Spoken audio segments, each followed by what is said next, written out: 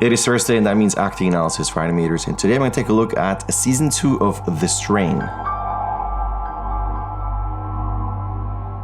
Alright, I'm going to continue with those quick looks at episodes, so let's not waste time. Let's go straight into those two sequences. First up is this one where this character is tied to a chair, and you can see here that is the objective. The character has to get there, and he is straining. Oh, this strain. Anyway, he's straining to get there, but why am I showing you this? It's this here. Look at what happens here. Character comes in, he's still focused on the book, and then you got this entrance. Then you have a change in his demeanor, probably just to guess who it is, and then this entrance, and then this reveal. So to me, what's interesting is that you can have a shot. So as always, this is an example where you can take this idea but then tweak it. So what if you have a character, could be tied or not, could be waiting for someone or not, and could be whatever emotion. And then as a character enters, either you have just a character entering where you don't see the head and it's just the body. So you as an audience, you're wondering who this is going to be. And as this character continues to come in, then you could technically have a gear change, which is a typical animation assignment. It's interesting to show it a change of emotion. And this would be one way of introducing the second character. Again, it doesn't have to be all of this with him trying to get there. But again, this could also be used with something else. Maybe someone needs to reach something.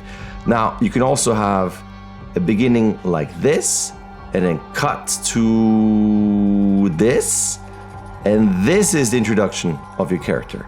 And this could be maybe this character is nervous, and then there's a very gentle hand on the shoulder, calming this person down. So you as an audience, you're wondering, who is this person with all this power and gentleness to calm down this character? Or like here, it could be a forceful entry, where you wonder, ooh, is that a villain? What's going on? Or you could have an entrance with a prop. So maybe this happens.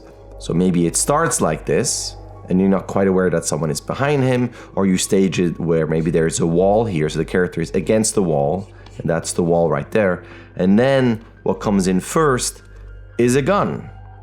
And then you're wondering, well, who's that guy? Or it could be whatever prop you want to use that fits this character. And all of this leads to the big wonderment of what is this other character, and here's the reveal.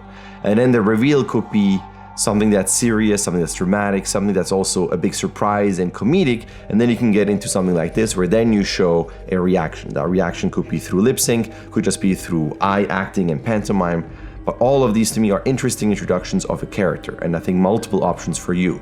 So with someone just entering, which then prompts a change of behavior, or an entrance with an action by a character that we don't know who it is that makes you wonder, or an entrance using a prop that maybe emphasizes this character or whatever you want to do that makes a powerful combination of prop and character. Second one is this sequence, and to me this is all about his reactions and head accents and looks. I think he's bummed. I can't quite remember what happened right before that, but he's usually in these are flashbacks to see how this character is behaving and what happens to his character, and usually he's kind of bummed that he's not being recognized. So he's kind of bummed there, and then he sees her, and I like this already, that kind of change of hi, slightly polite, slightly shy. It's still all in his mind here. What happened before? I think it was put down by one of his bosses, probably somewhere out there in this office or hallway. So that's already to me interesting that when you do have, let's say, a two-character piece, lip sync, or maybe just one character is saying something, but if one character approaches the other, you can already start this person's acting with the reaction, right? Because you want to react to things that go on around your character. So that could be interesting, and maybe he starts saying something or she starts saying something. But think about that. Before you start your lip sync, you could already establish a character just through a reaction. So as the sequence continues, she compliments him, but at the same time, she tells him that it wasn't really good what he did, which is this moment here where it's kind of like, okay, yeah, I'm a dummy, you're right. He's kind of embarrassed. Now, this might be an animation. It's sometimes an overused gesture, the scratching of the back of the neck there. A lot of it is, you can't see anything that she's doing here. So maybe your shot is nothing like that. It's something that I mentioned sometimes where the character is mostly reacting to the lip sync or just to the audio. But then at this point, she also tells him that it's actually what he did was really good, and one time there will be a day where you'll be recognized for your greatness. And you can see that change, right? Where suddenly there is no fidgeting. there is, like, he can't have eye contact. He's blinking, he's fidgeting, he's nervous, he's embarrassed. So with her complimenting him, you can see how he reacts. It's this widening of his eyes, and there's no blinking. It's just a stare, and it's just, oh wow, that's really cool, and thank you. And there's this slight turn and getting closer where he feels like, oh, she's actually my ally. That's great. I'm being supported. And then you have her continuing, and you have all that enthusiasm and the more energy. He's less nervous. Like, oh, there's someone that is there that helps me, that supports me. And you can see this in these slight off-screen gestures that I'm always a big fan of, that not everything has to be presentational to camera. And of course, he asks her, do you want to get out with me and, you know, for dinner or something? And she can't, but I have other plans. And it's cute too, like those little moments of tilt, like, nope, sorry. And then you can see that's the change in his face at the rejection. He's bummed. And then of course she tells him, but maybe another day. And again, same thing where it's even more active, because he gets even closer to his dreams of having a partner and someone that understands him. No blinks, and he's just happy. Look at that big change in his face. And he's the villain in the show who doesn't always smile. So that's a very unusual moment in the show to see, unless he's really evil and he tortures someone and then he smiles as well. But it's cute. It's cute how he has that change. Again, they'll step potentially a bit closer. And then at the end, watch him. When she looks back at him, he has this reaction. It's very like, oh, okay, thank you. Bit of a contrast to when he sees her. It's kind of like, yeah, hi, I'm totally bummed about what happened. So it's an interesting progression. Of course, this scene is this sequence is way too long for something for your reel.